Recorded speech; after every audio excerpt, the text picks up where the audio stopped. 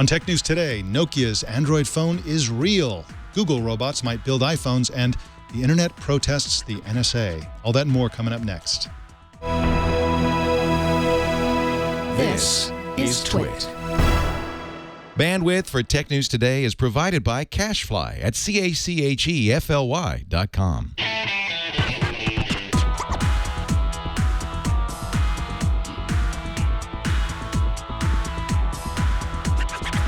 It's Tuesday, February 11th, 2014, and this is Tech News Today. This episode of Tech News Today is brought to you by Squarespace, the all-in-one platform that makes it fast and easy to create your own professional website or online portfolio. For a free 2-week trial and 10% off, go to squarespace.com and use the offer code TNT2.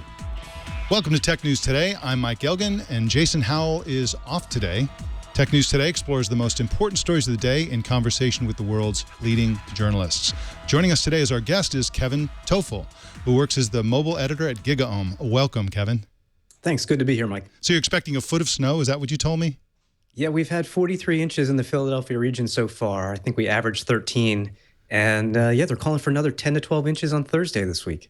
Well, I don't envy you. Everybody talks about living in places where they have seasons, but when it comes time to shovel, I'm out. I prefer California. I'm right there with you. Well, let's get straight to the news. Nokia's rumored and leaked Normandy Android phone is real, according to the Wall Street Journal. The phone will run a forked version of Android and offer a Nokia App Store, as well as installed Nokia-made Android apps and possibly Microsoft apps and services.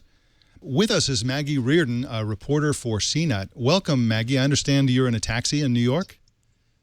I am. Well, yes. Thank you for Skyping in under duress and under harsh conditions. The Wall Street Journal piece said about the Nokia Android phone that Microsoft is making an ally out of Google. Is it clear to you that Microsoft is fully on board with the Android strategy? Well, I don't know if it's so much the Android strategy as much as this is a cheaper way for Nokia to build low-cost phones. And I think that, the strategy looks very similar to what Amazon has done with the Kindle. So I don't think that it's really Microsoft getting in bed here with Google at all. Yeah, so some of the articles seem to indicate that this is something that is a slap in the face for Microsoft, and others, including the Wall Street Journal, suggested that Microsoft was completely behind it. The argument is that Windows Phone, Microsoft's own Windows Phone operating system, can't really run on the really low-end phones that Nokia would like to make. Is that your understanding?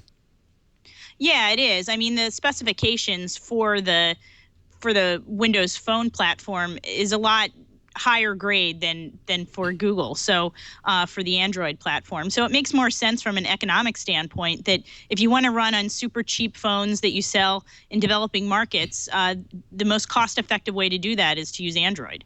Right. Well, go ahead, Kevin. Maggie, it's Kevin Toffel with GigaOM. I'm on the show today, and I got a question for you because it seems to me like this could replace the Nokia Asha phones, which is the low-end line right now, mainly because those phones can't run any Microsoft apps or services. So my take is that this is going to give Nokia/Microsoft a good foot in the door at the low end of the market. Does that make sense to you? Yeah, it totally does. And that's a good point. I mean, I think that what we're going to be seeing here is a mixture of some Android apps that are the basic apps that people want. And also, we're going to probably see some apps that are specifically developed for this device, which probably are going to look a lot like the apps that are developed for the Microsoft platform. Now, you, as you know, there have been leaks about the interface, showing the interface for this phone for Normandy, and everybody seems to agree that it looks pretty much like the Windows Phone user interface. I don't think it looks exactly that way, but I think it's curious that Nokia would do this, and also that they would come out with an Android phone just as the company is being sold to Microsoft, just as the mobile hardware division is being sold to Microsoft. Well, I mean, I think, I'm not sure if this was the optimal timing for them, but I think when you're in a market and you need to address that market and do what you've got to do, I mean, you've just got to do it, right? I mean, the it takes a while to actually come out with the designs for these products and to develop them. So I don't think that it was really intentional that this is coming out, just as the deal is closing. I think it's more out of necessity. What's your opinion? Do you think Microsoft should, even though they're probably not going to, get into the Android software business? Well, I mean, I think that, this makes sense from an economic standpoint, right? Mm-hmm. I mean, as we discussed already, the reference designs for Android are much cheaper. It's much cheaper to build phones on Android than it is on the Windows Phone platform. So when you're addressing the very low end of the market, I mean, these margins are paper thin here. So, every penny counts, and I think it's a smart strategy. I mean, I'm not sure if it's going to work. It's a very competitive market at the low end, and you've got a lot of Chinese manufacturers in particular who are really addressing this market. Yeah, there's a lot of people going after the low end, and now we've recently learned that HTC is as well. It's crowded and no margins. It looks pretty grim for the low end. It's kind of curious that Nokia would be going after that. But it also seems like the high end is a tough market too. That's right. It's like all around, I would not be someone who would want to be getting into the hardware business right now. And yet everybody seems to want to do that. Well, thank you, Maggie. I appreciate you Skyping in under those harsh conditions. And again, I thank you for your insights. Thank you. You can find Maggie at cnet.com and also Maggie_Reardon on Twitter. Well, in a second, I'm going to tell you about one of the most sophisticated malware-driven espionage campaigns ever uncovered. But first, I want to tell you about the single best site for creating websites anywhere online. And of course, I'm talking about Squarespace. Squarespace is the all-in-one platform that makes it fast and easy to create your own professional website or online portfolio.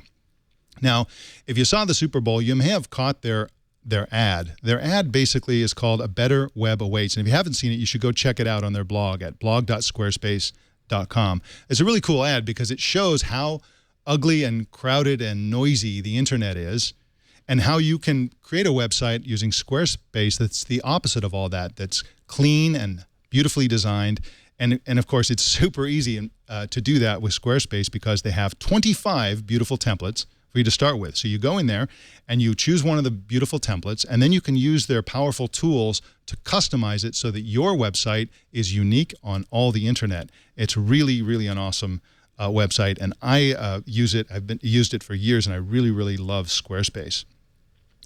They have tech support 24 hours a day, 7 days a week, which I really appreciate. Plus, there's a completely redesigned customer help site for easier access to help articles and video workshops. They now support e-commerce, so if you have something to sell, this is the place to do it. They'll handle all the hard parts about e-commerce, and all you have to do is build your website and collect money. It's great for nonprofits, cash wedding registries, school fund drives, and businesses for selling just about anything you have to sell. It starts at only $8 a month and includes a free domain name if you sign up for a year. Squarespace, of course, is famously mobile-ready. Their new Squarespace metric app for iPhone and iPad lets you check site stats like page views, unique visitors, and social media follows. And with a blog app, you can make text updates, tap and drag images to change layouts, and monitor comments even as you're running around town like Maggie is in New York City. Their code is beautiful, too. They're not just they don't just give you beautiful websites, but the back-end code, as any developer can tell you, is amazingly elegant and well created. So start a free 2-week trial today with no credit card required and start building your website immediately. When you decide to sign up with Squarespace, make sure you use the offer code TNT2 to get 10% off and also to show your support for Tech News Today, and we appreciate that. We also thank Squarespace for their support of Tech News Today, and remember that a better web awaits, and it starts with your new Squarespace website. Well, there's a malware campaign out there that is being called one of the most sophisticated spy malware campaigns ever. It's called Mask, and it's been around since at least 2007, infecting the Windows, OS X, and Linux operating systems of at least 380 victims in 31 countries. Its purpose is to steal encryption keys, keystrokes, and even Skype conversations. I hope they're not stealing the conversations of our guests today. And this is really an amazing thing to me because this has been around since around 2007, and it's just being discovered. So, you know, this is a sort of in the category, Kevin, of maybe Stuxnet or one of these tightly targeted campaigns. Mostly we think of malware in terms of these mass things that are mass mailed to everybody, and they're trying to get as many people as possible. These are highly targeted, and it speaks of an espionage campaign to steal specific types of secrets. Yeah, and it's getting kind of scary how complex these types of malware attacks are, how widespread they are, and what types of targets they go after. I mean, personally, I'm not too upset if somebody steals my Skype conversation, but you've got things like Stuxnet that are affecting major infrastructures of governments and things like that. So I was going to say that I'm glad I use my Chromebook because it's pretty malware free, but it runs atop Linux, and this has already hit Linux, so I'm still concerned. Yeah, it's an odd thing now. Mask is actually the translation of the name of this. It's actually Corretto, which is Spanish for mask, I believe, and it's possible that the creators are Spanish speakers. They don't know who's behind it, and it's just the oddest thing. The victims include government agencies, embassies, research institutions, private equity firms, activists, energy companies, and companies in other industries. So it seems to be potentially aimed at security, at international relations, and possibly industrial espionage. It just reeks of state sponsorship. And in fact, Kaspersky Labs discovered it because they found that it exploited a vulnerability in an older version of Kaspersky's antivirus product. And again, this has been around for 7 years, and they're just now discovering it. It uses email phishing, spear phishing, to lure people to malicious websites, and many of these are fake. Pretty convincing fake websites, like a fake Guardian site, and there's also a fake Washington Post website where people think they're going to the newspaper site, but in fact they are essentially being manipulated to go to a certain a malware-related site. Other state-sponsored malware includes Stuxnet, Flame, Dooku, Red October, Icefog, and Gauss, and again, they're calling this one of the most sophisticated they've ever seen. So I imagine we're going to be hearing more about this very shortly. Well, wireless charging is a great idea. I've been waiting for years and years for the day when I can just come home at the end of the day, grab my phone, throw it on maybe a pad or on a desk, and just have it charge automatically. Unfortunately, there are 3 competing incompatible standards, so it hasn't really taken off the way it should have taken off. But now there's hope. 2 of the standards may soon share technology. The Power Matters Alliance and the Alliance for Wireless Power have signed an agreement to use each other's features. That leaves the Wireless Power Consortium's Qi standard as the outsider. With us to talk about this is CNET Executive Editor Roger Chang. Welcome, Roger. Thanks for having me. What's this deal all about, Roger? Yeah, well, as you said, it's basically a partnership between these 2 standards that allow the 2 technologies that are incompatible to sit alongside each other and play nice with each other in a single device. So the idea is that, as this further consolidates, it gives companies and consumer electronic makers a little bit more confidence to put wireless charging into their devices. It doesn't mean that they're now compatible. It doesn't mean that you have one of these standards that you can also use it with a device that supports the other. Sadly, no. It's still, they use fundamentally different technologies. The Alliance for Wireless Power runs on magnetic resonance, which they say is a bit more advanced, but it's also a little bit further off, whereas the PMA uses inductive charging, which is sort of the standard wireless charging technique now. It's similar to what Qi uses as well. Unfortunately, those standards are also incompatible, which makes it still a very difficult proposition for anyone looking for a universal wireless charging solution. Kevin, do you think that this will affect the adoption of wireless charging? Well, I hope so. I really do. The thing is, I mean, I use a Qi charger on an iPhone as well as some of my other devices. And as Roger said, these aren't making the standards compatible. So basically what this is going to do is, this is not a product announcement. This is basically for the handset makers, the tablet makers, to start using the new technologies together. And it's going to take a good 6 to 12 months, I think, before we actually see any impact from this. And for the moment, ironically, the outsider we said is Qi. They have at least 100 devices that can charge wirelessly right now. A lot of the Nokia phones, for example, the Lumias, the Google Nexus 7, and a bunch of others work with the Qi standard. So it's still quite a bit of a mess, in my opinion. Roger, which do you think is the stronger standard? Do you have any favorites? Well, I think it's not a matter of picking favorites. Like I said, the Alliance for Wireless Power uses magnetic resonance. It's a technology that is still really getting underway now. The standards are being formed for that right now. So we won't actually see products for a little while. So that's seen as more of the second generation of wireless charging. What you're seeing right now with like the Nokia phone and Samsung uses the technology that, again, resonant technology, which has been around for a long time, or not resonant, sorry, inductive charging, which has been around for a long time. And as Kevin noted, most of the phones out there use the Qi standard. The ironic thing is the PMA, which uses the same technology that's oddly enough not compatible, has been outfitting Starbucks and Dunkin' Donuts and Madison Square Garden with charging stations, but only work with their technology. So until there's a full sort of agreement between these standards, I think it's still going to be kind of a mess. And it's not a matter of choosing favorite technologies. It's just a matter of all these guys working together. Now, everybody talks about how Starbucks, for example, you also mentioned Dunkin' Donuts and others, are using wireless charging technology, but these are only tests, I think, in the Boston area, in the case of Starbucks and also in Silicon Valley. Are these tests succeeding? Are people going to Starbucks and Dunkin' Donuts and charging their phones? If you'd ask them, they say yes, but I'm a bit more skeptical about that. The trials have gone on for a long time, and they were supposed to have been expanded if they did well midway through last year, and nothing happened.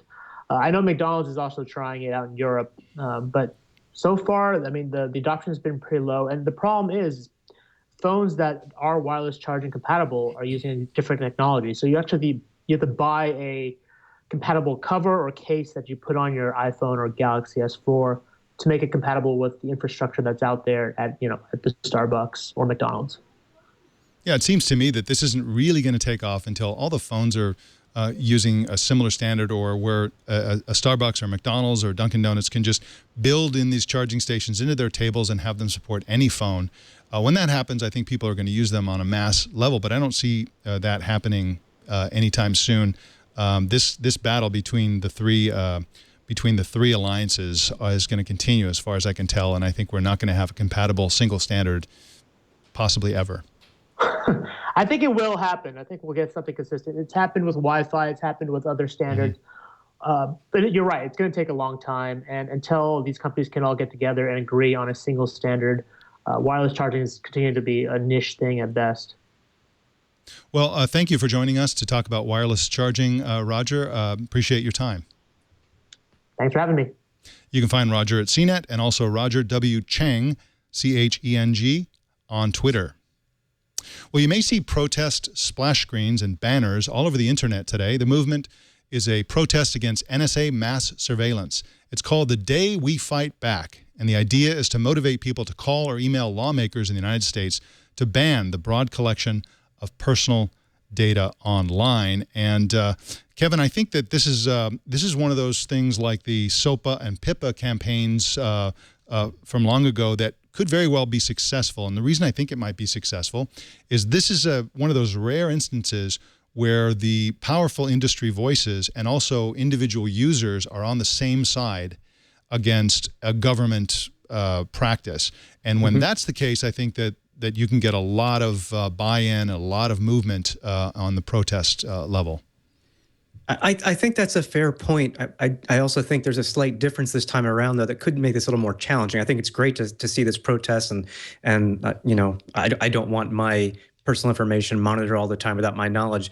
The trick on this one is, though, or the twist, there's still so much I don't think we really know about what the NSA is or isn't doing. I mean, even the lawmakers that we should be talking to, I don't know if they even have the whole story, and that's even more concerning to me than anything else. So what kind of power do they have if we request these changes and protest for it is a question I have in my mind. Yeah, there's how much power they have, and there's also how much competence they have. We learned recently that after I think most people believed that the NSA was harvesting all telephone metadata, we found out that it could be around 20 or 30% of the metadata that they're harvesting. They really don't have the ability to do all the things that people fear the most. And I think that in the absence of knowledge about what they're capable of doing, people tend to assume that they can do a lot more than they probably can do, and that they are doing a lot more than they probably are doing. So, I think that people will want to protest this regardless of those points of ignorance. And again, the point that is a little bit different in this case to the SOPA and PIPA campaigns is that we will never know what the NSA is doing. This is a spy organization whose function is to steal secrets and to remain secret and to keep its operations secret. And so I don't think we're ever going to come to the point where they say, okay, here's everything the NSA is doing specifically, and have us enjoy a lot of confidence that that is in fact the case. Yep, that's the key. We're just not able to have a coherent, completely understanding conversation about it because by its very definition, the NSA is not going to share that information with us. Yeah. Is anybody going to oppose this internet-wide protest? I don't hear a lot of voices in favor of mass surveillance by the NSA.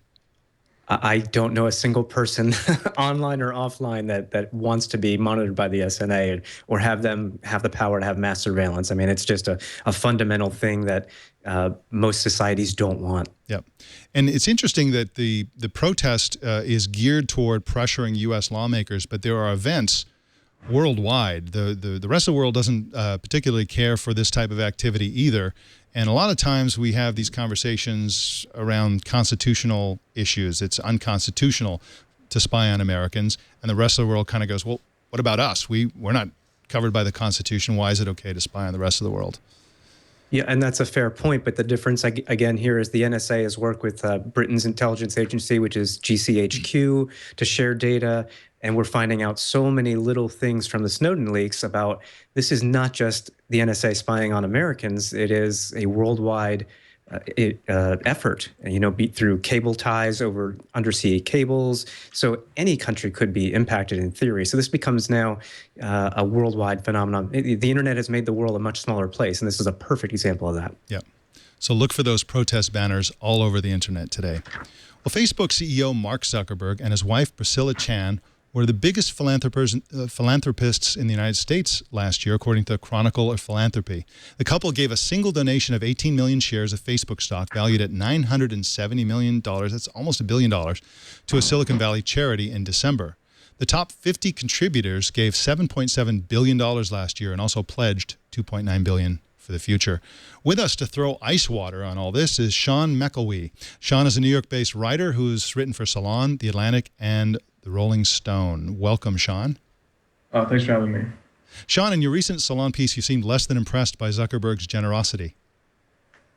Yeah, I'm not a huge fan of philanthropy in general.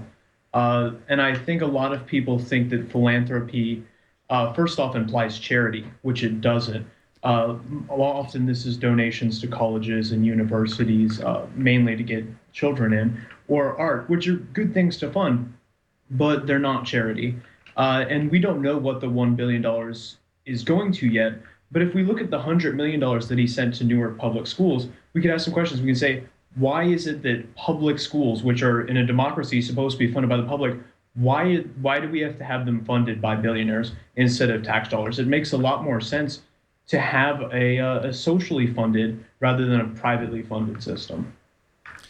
Well, you say that philanthropy is inefficient in your article, and are you saying that taxation and government programs are more efficient than philanthropic giving? I'm saying that if you want to have something like social democracy, if you want to have education, if you want to have healthcare, if you want to have childcare, the best way to do it and the only way that you can actually fund this is through taxation. That's what we see happening in Europe with social democracy. There's never been a society with a social safety net that didn't fund it based on taxation. Now, do you think that that this kind of giving, I think you implied it in your article, that it's mostly PR and that it's really not that costly for gazillionaires like Mark Zuckerberg to Absolutely. get as a proportion of their income, wealthy people actually give less than the American middle class. So yeah, it's not. I mean, this is a guy who bought the 4 houses around his. So this is a very wealthy person. This isn't really too much out of his, too much for him. You also said that philanthropy is undemocratic. What did you mean by that? Exactly what I was talking about before. So take the donation that he gave to the hospital near his house. Well, it seems like a very arbitrary way to decide which hospitals get funding, whichever happen to be closest to a Silicon billionaire's house. So in a democratic system, we want to make sure that the money goes to the places that can best help people. New York public school system, you have the same way. You happen to have a very, very high profile mayor at the time, Cory Booker, who's able to get this donation. What about kids in Detroit public schools? Do they have to go find M&M to get philanthropy? It just makes a lot more sense to do this through the federal government or through the state government rather than just through, private charity is great. For example, the Bill and Melinda Gates Foundation are doing things in contraception in Africa that it might not be quite as easy to do through the government because of, say, religious concerns. So in that sense, it's good, but we put way too much faith in philanthropy to solve problems that really need to be solved through the democratic system. That is, through things like foreign aid, through taxation, and then social spending. Well, I thank you, Sean, for joining us today to present your views about philanthropy. Absolutely. You can find Sean at seanmcelwee.com. Well, Google is working with Foxconn on factory robots, according to a new report in the Wall Street Journal. Foxconn, of course, is the world's largest contract manufacturer and probably best known as the company that builds Apple iPhones. The paper also said Google is expected to build a new robot operating system for manufacturing. So, Kevin, what do you think about this? I mean, Google recently bought DeepMind, which is an artificial intelligence startup that enables computers to learn and theoretically enables robots to learn. Do you see Google's addition to the world of manufacturing robots as being self-learning robots? I think that could happen. I mean, you mentioned the recent purchase they made. They've hired Ray Kurzweil as head of their artificial intelligence group. He's a brilliant individual. This is clearly where Google is trying to head. For what purpose? I mean, that remains to be seen yet. Obviously, you're going to have people who are like, oh, Google is Skynet, and here comes the days of the Terminator with self-aware robots. But, there is a lot of robotics currently in place in manufacturing. I mean, that's a huge industry for robotics, but yet I'm sure there can still be some improvements there. I don't think it's a bad thing to have self-aware manufacturing robots. I mean, if somebody stumbles and falls into an area where they might get hurt, for example, by the manufacturing process, a robot could be smart enough to not continue that process. So there's definite benefits and possibilities there. Yeah. I mean, Foxconn, of course, is a Taiwan-based company that has focused on mainland China for years and years, but recently they've been moving outside of China, going to the United States, setting up factories in Indonesia and elsewhere, Brazil. And robotics, and especially really, really good robotics that are good enough to replace the nimble fingers of skilled workers in a factory, basically change the whole equation for where you locate a factory. It no longer has to be in a place where you have an educated, motivated population of people who don't get paid very much, which is essentially the dynamic that exists today. Once you have robots running most of the operations in a factory and doing most of the work in a factory, it can essentially be anywhere where there's reliable electricity. Right. It becomes a question of infrastructure location as opposed to where the labor is that you can train people and pay them and so forth. So again, there could be economies of scale there. The one question that comes to mind, though, is what about the labor market? What are the impacts to that where, Foxconn expands into an area where it could have hired a couple thousand people. Instead, it just built a factory filled with robots. Obviously, that location is not going to be too happy because it does no good for them. Right. So get into if you want a job in the manufacturing future, get into the robot maintenance business because it looks like we're headed toward serious robotics in manufacturing. Well, a giant campus for tech startups planned for Silicon Valley's Sunnyvale looks like something right out of the Jetsons. It's called the Central and Wolf Campus, and it will replace the boring office park that's currently there. The idea is to build a mini city, sort of like a Googleplex or an Apple spaceship-type building, but for tiny startups. Architectural plans show the roof taken over by a park-like garden. Looks pretty amazing. Silicon Valley, I've lived here for years, and it is pretty much blighted by all these ugly office parks. And recently, in the last couple of years, we've had some beautiful futuristic buildings finally coming into the valley. So this is going to be an interesting project we'll be keeping an eye on. Well, our publicity stunt of the day comes from Sony. The company is trying to sell a waterproof MP3 player. So to emphasize how waterproof it really is, the company is selling it inside bottles of water, which are for sale in gym vending machines. It's called the Bottle Walkman, if you can believe that. And I guess you can drink the water, just don't swallow the MP3 player. It's a good gimmick. Yeah, Great advertising. Isn't that brilliant? Yeah, absolutely. It's not easy to sell MP3 players these days, and I guess if it's available and it comes with a bottle of water, that's a real benefit if you're working out.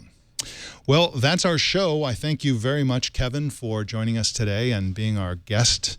And I appreciate all your insights on all these different stories. I appreciate it, Mike. Anytime. Thanks. Thanks. Well, send your news tips to our email address at tnt@twit.tv or call 260-TNT-SHOW and leave a message. Also, post and upvote your favorite stories on our subreddit at technewstoday.reddit.com and find the rest of our social pages by searching for Tech News Today on Twitter, Facebook, Google+, and YouTube. If you haven't done already, please subscribe to Tech News Today at twit.tv/TNT. I'm Mike Elgin. I'll see you tomorrow. Thank you, Tech Rhino. What do you think? You guys agree with Sean about philanthropy? I don't. That's a toughie because